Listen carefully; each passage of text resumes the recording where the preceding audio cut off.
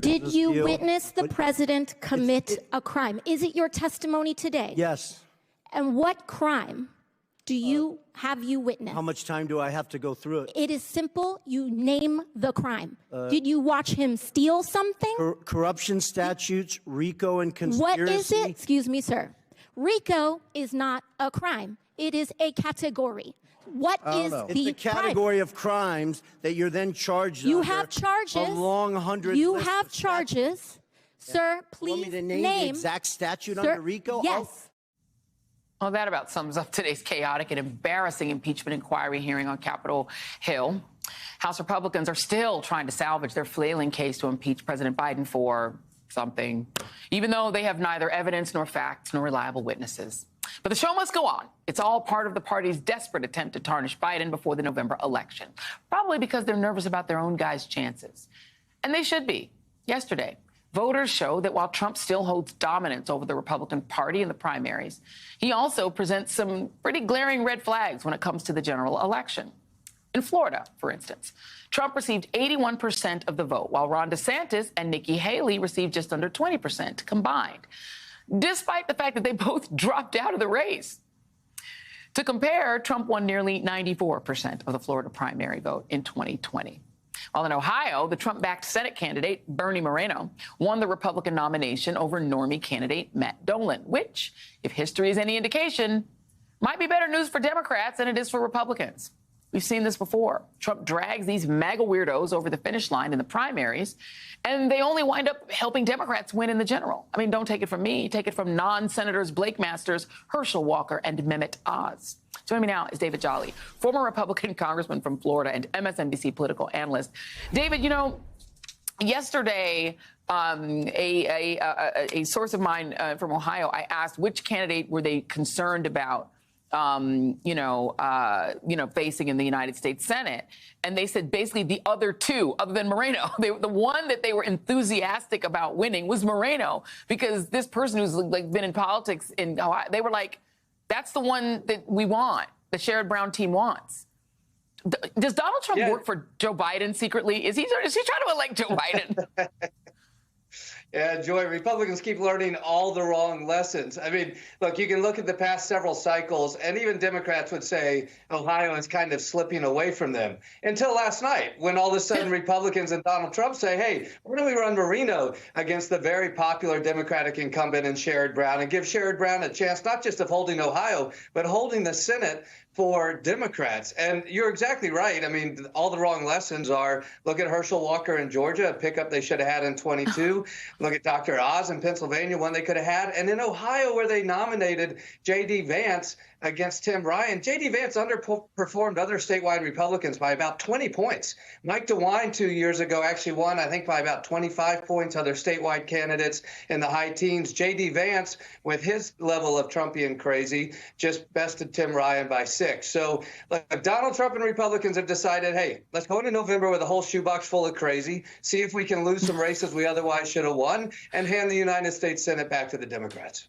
I mean, Kerry Lake in Arizona, does this make any sense? Okay, Plan B. Hey, you know what we're missing, Joy?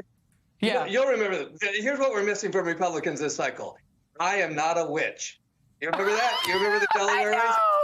At some point, a candidate this cycle will say, I'm not a witch. Maybe they should run a witch. It might actually be, then they could like maybe, use them like sorcery to get to try to win.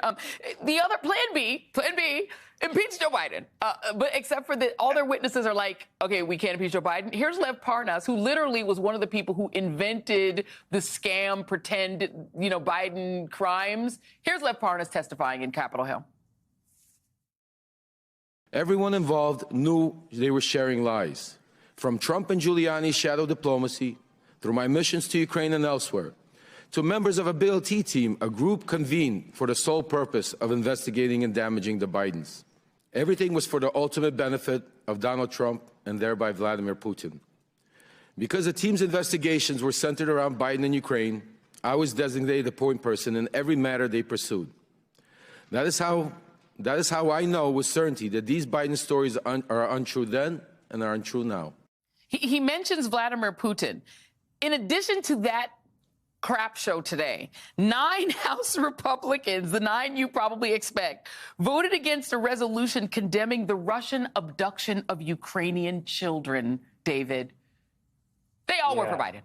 They're all trying to get Biden elected. What is happening? How are you against the abduction of children? What is happening? There is no ideological justification for that vote. I don't know if it's just like owning the libs, or I'm trying to make the news, or I'm trying to best Marjorie Taylor Greene. It's really odd to see Republicans vote like that. But I think what is not odd, and what deserves further investigation, is really this alliance with Putin's Russia. Because if Democrats were in control of the House right now, the real investigation that would be going on is how House Republican members have accepted and coordinated information with a known Russian asset who's now been charged by our Department of Justice. That now is at the root of this entire Hunter Biden investigation. And recall, it's not just about Hunter Biden now. The Russian asset that was proffering this story, and when we saw Giuliani peddling it, everything else that was going on, this is at the root of Donald Trump's very first impeachment. Right, when he was actually using the official powers of the White House to try to create this anti-Biden narrative.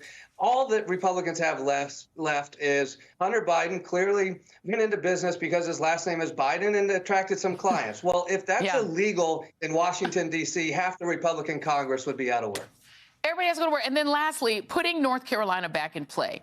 Between the North Carolina governor nominee, who says he likes the days when women couldn't vote, is now comparing Planned Parenthood, man with saggy pants, and the Klan. He says those are all the same thing.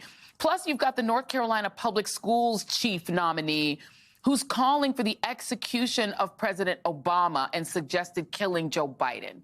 That's their candidates in North Carolina. Yeah. Joy, wild and crazy Republican candidates up and down the ballot. But I think if you look at this incrementally, right, you take a North Carolina that maybe Democrats need to make up about 6 points to win this. Now they've been gifted candidates that'll hand them 3 or 4 points right there. How do they make up the difference? This is a state where now the Dobbs decision really comes into play. Yes. Because not only are soft Republican candidates looking at their own, or soft Republican voters looking at their own candidates saying, no, I just can't do this. They're also being reminded that, wait a minute, this is the party that gave us Dobbs. This is a very good shot for Democrats in North Carolina. And even in Maryland, where they're running somebody who's not for abortion rights, but he's supposed to be a normie, but he's also not for abortion rights. Even all of these candidates. David Jolly, thank you very much.